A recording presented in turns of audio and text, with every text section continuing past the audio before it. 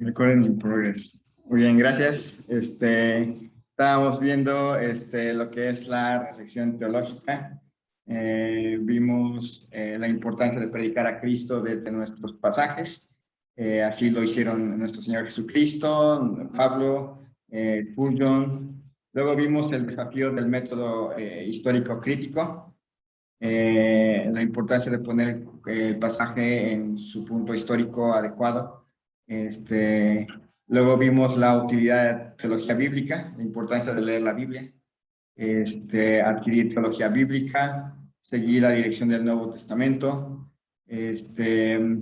y hacer buenas reflexiones en el Evangelio. Estábamos viendo la última vez. Vimos buscar el cumplimiento profético,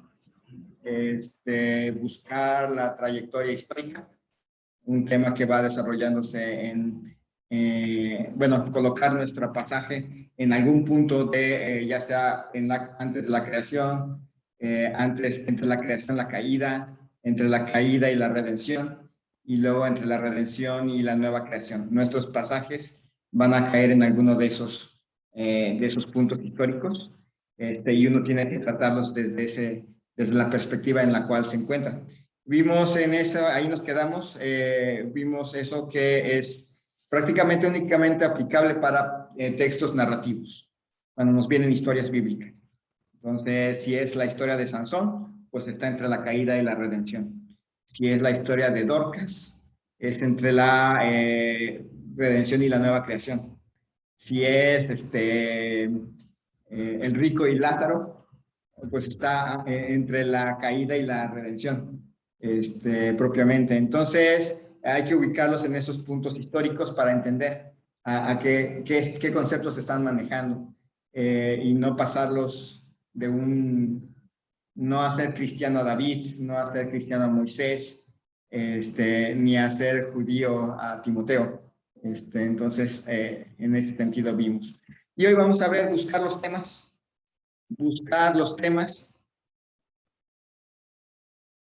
Otra forma de conectar el conjunto de la Biblia con el Evangelio es a través de buscar temas teológicos bíblicos.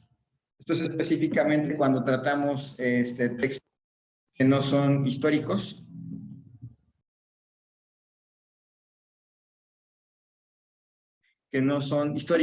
Dios se revela a sí mismo progresivamente mediante ciertos temas.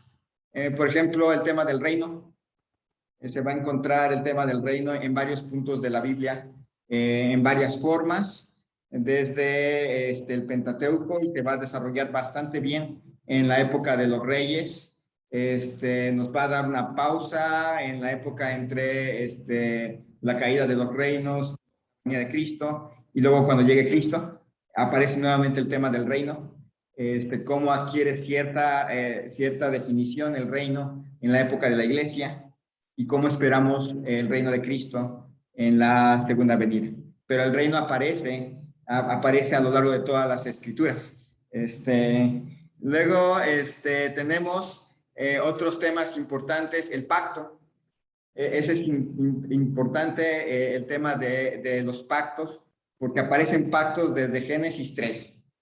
Bueno, en Génesis 2 hay un pacto, en Génesis 3 hay otro pacto, en Génesis 9 hay otro pacto, en Génesis 12 hay otro pacto que se va ampliando a lo largo de varios pasajes para Abraham y para Jacob y para Isaac. Luego vemos otro pacto allá en el Sinaí, en Éxodo 20, una renovación del pacto en Deuteronomio. Y luego vemos nuevamente pactos en Samuel, que se repite en Crónicas, una repetición, y así vamos encontrando pactos. Vemos que hay un Dios de pactos.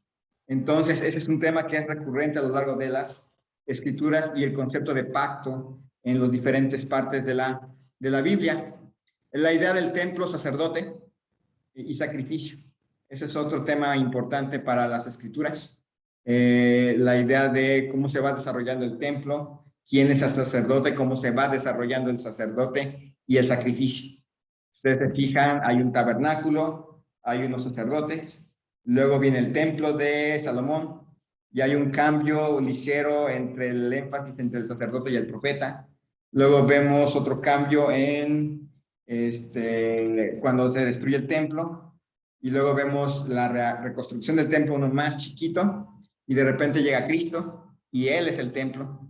Y de repente ya en Corintios dice que el cristiano es el templo. Y va cambiando el concepto de templo a lo largo de las escrituras. Y llega el momento en que Dios nos dice ya en Apocalipsis que nuevamente Él habita entre nosotros y Él es otra vez propiamente el templo. Entonces, también es importante entender cómo funcionan los temas. A menudo el tema se va revelando progresivamente hasta el cumplimiento de Cristo. El tema de un sacrificio. Lo van a empezar a ver en ¿dónde aparece el primer sacrificio? En Génesis 3 hay un sacrificio. Luego vemos en Génesis 9, cuando sale uno, bueno, vemos un poco de sacrificios en Génesis 4, pero vemos otro sacrificio importante cuando sale Moisés del arca. Noé del arca. Luego sale Abraham. Abraham hace otro sacrificio, una serie de sacrificios. Luego encontramos sacrificios en Éxodo. Luego, ¿cuál es el libro de los sacrificios? Levítico. Levítico es el libro de los sacrificios y nos da una idea de cómo son los sacrificios, apuntando todos a Cristo, pero va revelándose cada vez más. En los salmos hay muchos sacrificios e idea de los sacrificios, porque la misma alabanza es un sacrificio. Luego los profetas van hablándonos de que los sacrificios sin fe no sirven, etcétera, hasta llegar a Cristo, el último sacrificio. Entonces, son temas que se van revelando progresivamente, se van ampliando y uno tiene que ver dónde están esos temas. Vamos allá a Lucas capítulo 22. Lucas 22.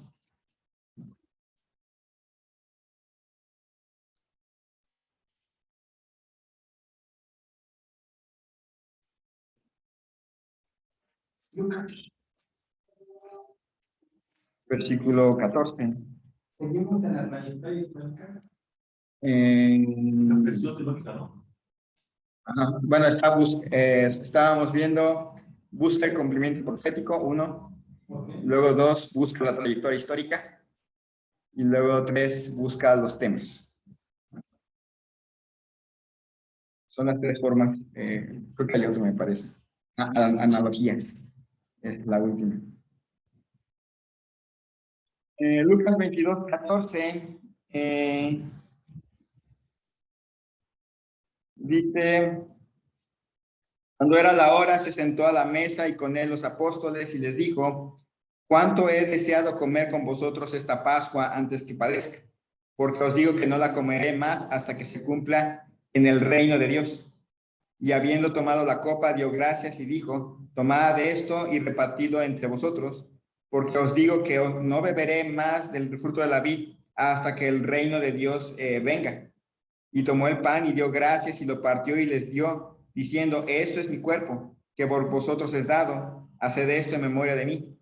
De igual manera, después que hubo cenado, tomó la copa diciendo, esta copa es el nuevo pacto en mi sangre que por vosotros se derrama. Mas he aquí la mano del que me entrega está conmigo en la mesa.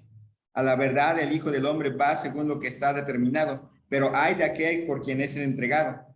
Entonces ellos comenzaron a discutir entre sí, ¿quién de ellos sería el que había de hacer esto? Bien, en este pasaje ahí vamos a detenernos tantito. Notan que aparece 2 veces la mención de algo de un tema importante. Aparece una vez el nuevo pacto y 2 veces el ¿de qué?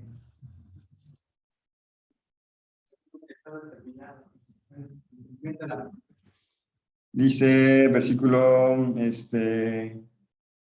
el 18 está, en el 16 está, ¿dónde? Para que se cumpla el reino. El reino. Está el reino, ya se fijaron. Entonces, a veces, dentro de un tema aparece otro. Dentro del tema, por ejemplo, aquí del reino, aparece un segundo tema más pequeño, pero que es importante. El pacto. Hay un nuevo pacto. Hay un nuevo pacto dentro del reino. ¿Se acuerdan qué está contestando Lucas? ¿Quiénes son de la familia de Dios? ¿Quiénes son de la familia de Dios? ¿Quiénes pertenecen a este reino? Entonces, ¿quiénes son miembros? Está hablando del reino, está hablando en cierta manera del reino, y para entrar al reino hay que ser partícipes de un nuevo pacto. Entonces, son temas importantes, trazar la línea de los pactos, trazar la línea del reino. Vamos a notar que siempre Dios reina. Entonces, si siempre Dios reina, siempre tiene un pacto y también tiene un soberano.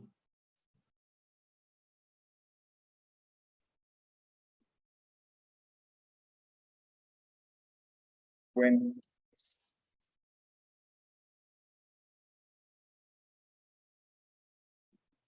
Muy bien, entonces tenemos Lucas 1:72, hermano Salomón.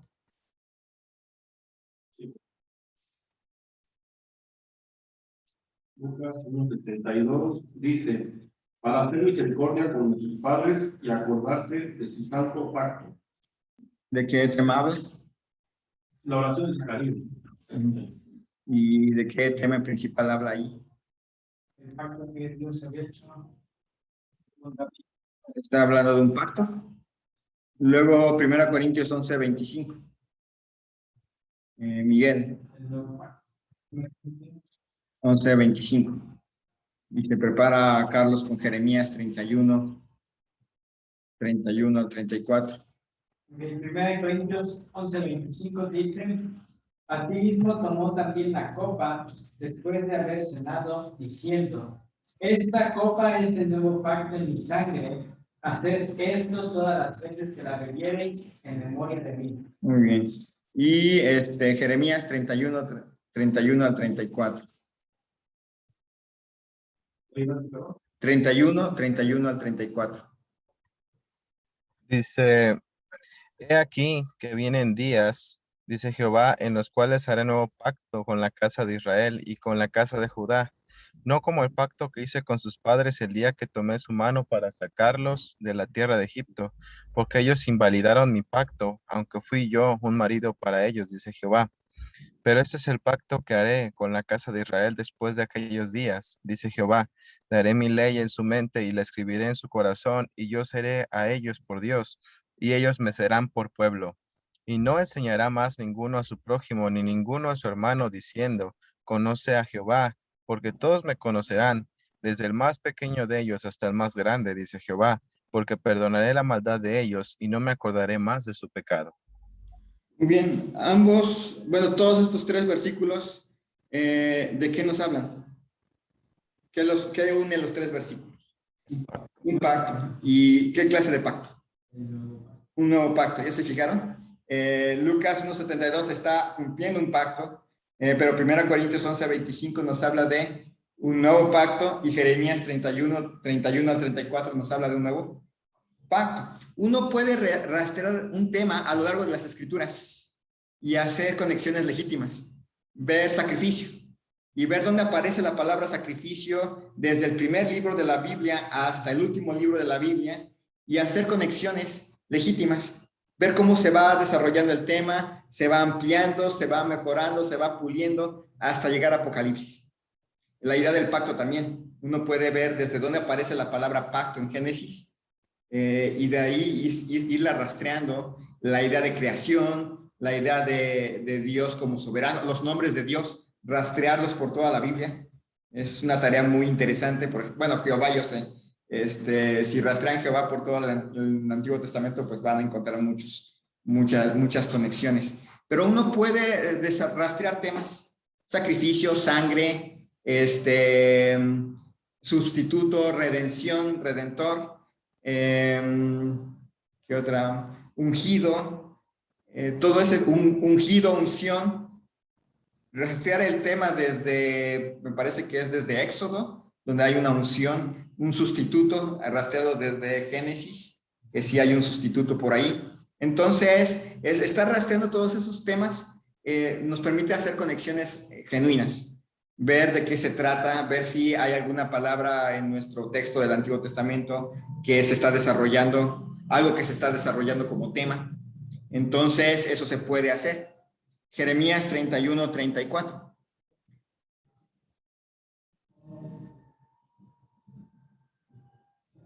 Jeremías 31, 34. Dice, lo vuelvo a leer entonces. Sí. Y no enseñará más ninguno a su prójimo, ni ninguno a su hermano, diciendo, conoce a Jehová, porque todos me conocerán, desde el más pequeño de ellos hasta el más grande, dice Jehová, porque perdonaré la maldad de ellos, y no me acordaré más de su pecado. Muy bien, en este pasaje habla del nuevo pacto, y en ese nuevo pacto dice que nadie va a enseñar a nadie porque todos le van a conocer. Pero también habla acerca del perdón de pecados. Notan que una parte de ese pacto ya se cumplió. ¿Cuál parte? Hay una parte que ya se cumplió y otra que está por cumplirse porque porque es claro que no se ha podido cumplir ahorita. Entonces cumplió y perdonó nuestros pecados. Que Cristo perdonó nuestros pecados ya se cumplió. ¿Cuál es la parte que no se ha cumplido? Que todos van a conocer a Dios. No todos conocen a Dios todavía en la época de la iglesia. Mucha gente que no conoce a Dios y todavía necesitamos ser enseñados. Pero empezamos ya a vivir el nuevo pacto, cuyo cumplimiento es más posterior. Luego Lucas 7:28. Lucas 7:28. Me ha pedido Johnny que que ahorita no le dé participación porque hay mucho ruido en su casa. Cerca de su casa, no en su casa, cerca. No quiere que oigamos la fiesta que tiene. Pero bueno.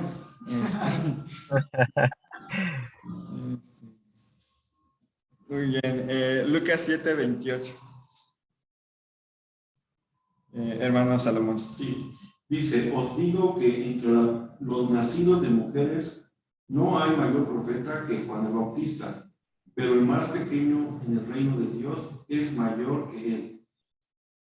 Muy bien, aquí aparece en Jeremías 31 viene un pacto, en Lucas 7:28 viene otro tema que está relacionado. ¿Cuál es?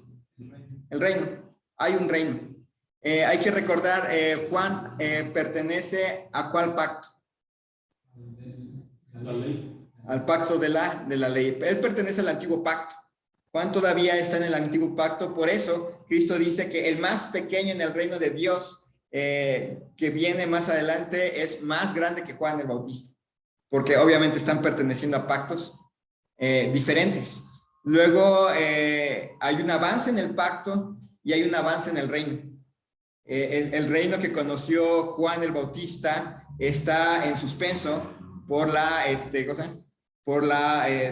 pues el apartamiento de Israel. Está en suspenso. El pacto está por terminar.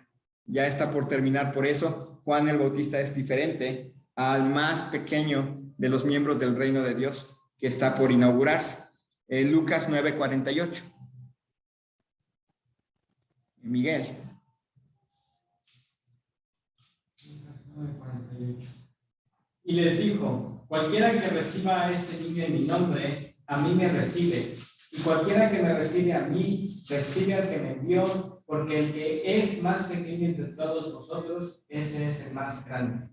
Muy bien. ¿Hay algo en común entre Lucas 9:48 y el 7:28? Ambos hablan de un tema. Ambos hablan de un tema, pero lo tratan desde un mismo sentido. Hacen comparativas de pequeñez y grandeza. ¿Ya se notaron? Ambos hablan del reino. Y en ambos está hablando de alguien que es más pequeño, pero que resulta ser más importante. Tanto en Lucas 7:28 como en Lucas 9:48, nos da una idea de que el concepto de reino que viene manejándose desde los reyes y que todavía se conocía en época de Jeremías, va a cambiar. En Lucas ya empieza a cambiar y los que son parte del reino son diferentes. Ya no es, ¿se acuerdan quién es el más importante en el antiguo pacto en un reino? El rey. Y ahora ya no. Ahora que ya no hay rey, pero que sí hay un reino, sí hay un rey. ¿Quién es el rey? Cristo es el rey, Él es el más importante. Y de ahí en fuera todos somos iguales. Todos somos iguales. ¿Somos grandes o somos pequeños? Somos pequeños. Bueno, yo sé, físicamente algunos somos más pequeños que otros, pero somos pequeños. Luego, Lucas, ese fue 9:48 o 7:28. 9:48. Lucas 13:30. Hermano Carlos. Y aquí hay postreros que serán primeros y primeros que serán postreros. Muy bien. En esta ética del reino, ¿ya notaron que cambió la posición de los miembros del reino? Entonces empieza a notarse ese énfasis. De hecho, ese énfasis empieza a aparecer en Lucas 31:34, donde nadie tendrá que enseñar a nadie, porque todos lo conocen. Entonces, todos están en el mismo nivel. Lucas 7:28 nos dice que el más pequeño es parte del reino de Dios. Lucas 9:48 también. Lucas 13:30, los postreros serán primeros y los primeros serán postreros. Cambia el orden. Lucas 17:7-10.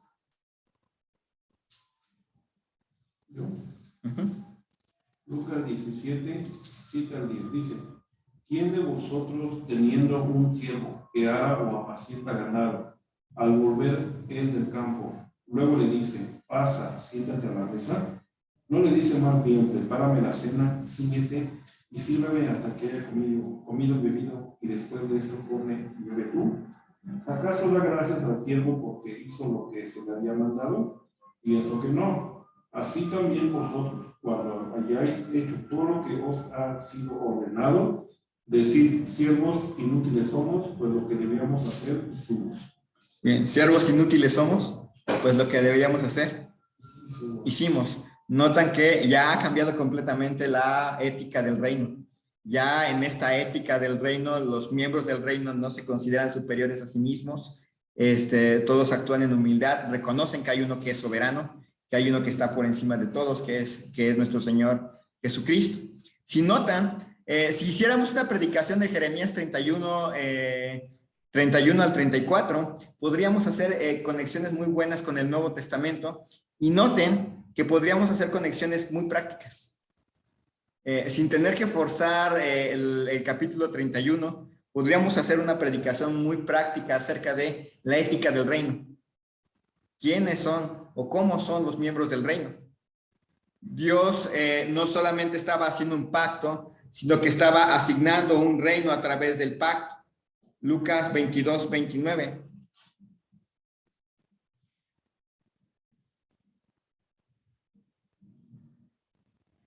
Sí. Yo pues os asigno mi reino como mi padre me lo asignó a mí. Muy bien. Yo pues os asigno mi reino. Está hablando Cristo a los apóstoles y está anunciando que nos asigna un reino o ser parte del reino por ser parte de un pacto. Y en ese nuevo pacto, pregunta, ¿tenemos que preocuparnos por el lugar que ocupamos en este reino? No. Ocupamos el mismo puesto, todos igualitos. El único que ocupa el puesto mayor, ¿quién es? Cristo. Cristo es el único que ocupa ese puesto. Nadie más de nosotros ocupa ese puesto y no tenemos que sentirnos menos, pero tampoco podemos sentirnos más. Todos estamos en el mismo nivel. Ese es un tema que va a estar tratando Lucas y que viene arrastrando desde Jeremías, por ejemplo. Entonces, al hacer conexiones adecuadas, nos encontramos con sermones prácticos, evangelísticos y dinámicos, sin tener que forzar nuestros textos. Podemos pasar del Antiguo Testamento y buscar, y estamos hablando de un tema del Antiguo Testamento, y buscar sus conexiones con el Nuevo. Al encontrarlas, las mismas conexiones nos van a dar los puntos prácticos de nuestro sermón. El sermón, el pasaje del Antiguo Testamento nos va a dar la teoría, y los pasajes, las conexiones con el Nuevo Testamento nos van a dar los puntos prácticos para nosotros los cristianos. Si estamos en el Nuevo Testamento, buscar sus conexiones con el Antiguo Testamento, con los temas que trata el Antiguo Testamento, nos va a llevar a ejemplos. Por ejemplo, el amor de Dios. Estamos hablando de todas las cosas nos ayudan a bien. Y pum, brincamos hacia la vida de José. Es un ejemplo de que todas las cosas nos ayudan a bien. Brincamos a David, brincamos a otros personajes de la Biblia que sufrieron, pero que se fortalecieron en el Señor y nos mostraron qué significa que todas las cosas nos ayudan a bien. Entonces, buscando las conexiones, nos dan sermones muy prácticos y bastante dinámicos.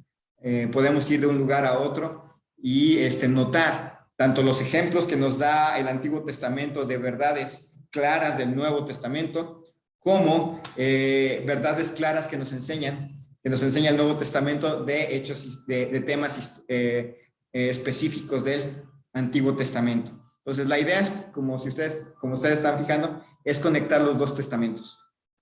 Cuando estén predicando el Antiguo Testamento, el Nuevo Testamento, buscar sus conexiones con él. Nuevo, ¿qué temas está tratando su pasaje y que también se tratan en el Antiguo? Están en el Antiguo Testamento, ver qué tema está tratando mi texto del Antiguo Testamento y cómo se trata en él. En el Nuevo nos va a dar mucha claridad para evitar caer en algunos errores teológicos por no tomar en cuenta las verdades que ya nos está diciendo claramente el Nuevo Testamento. Entonces, ¿alguna pregunta de esta parte de lo que es buscar temas?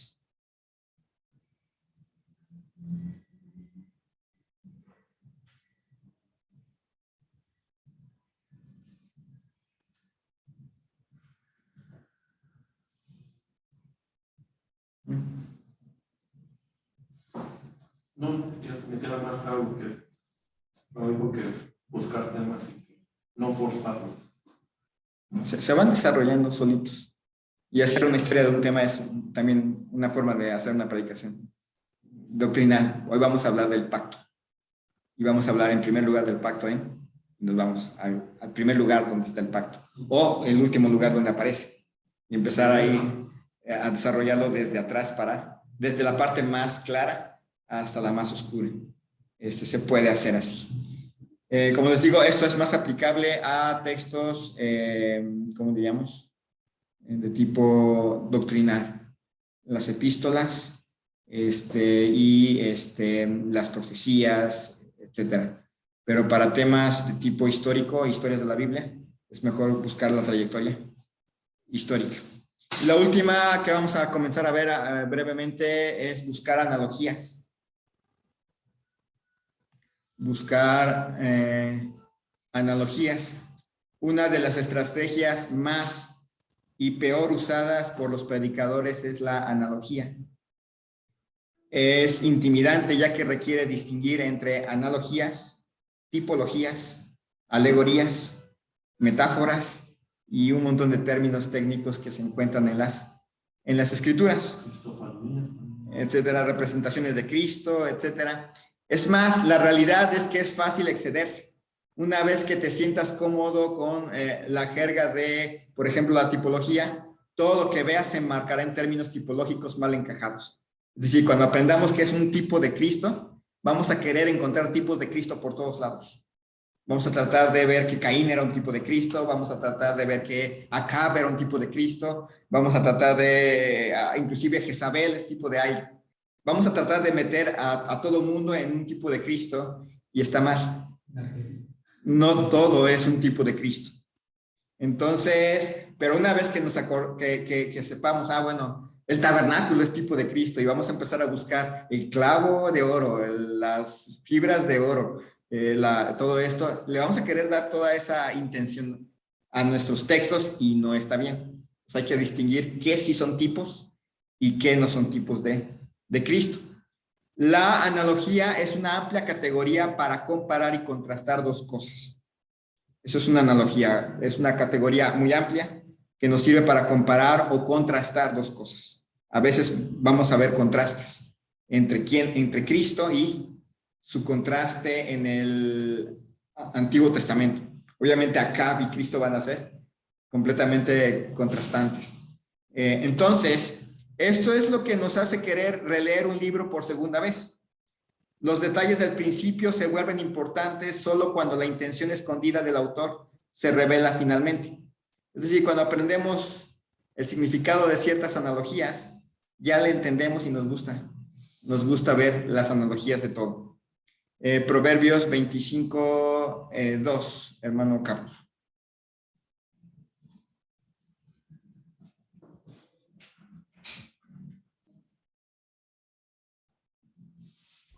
25:2.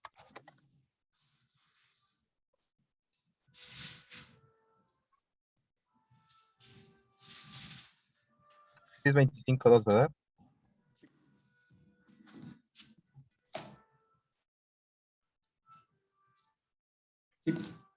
Sí.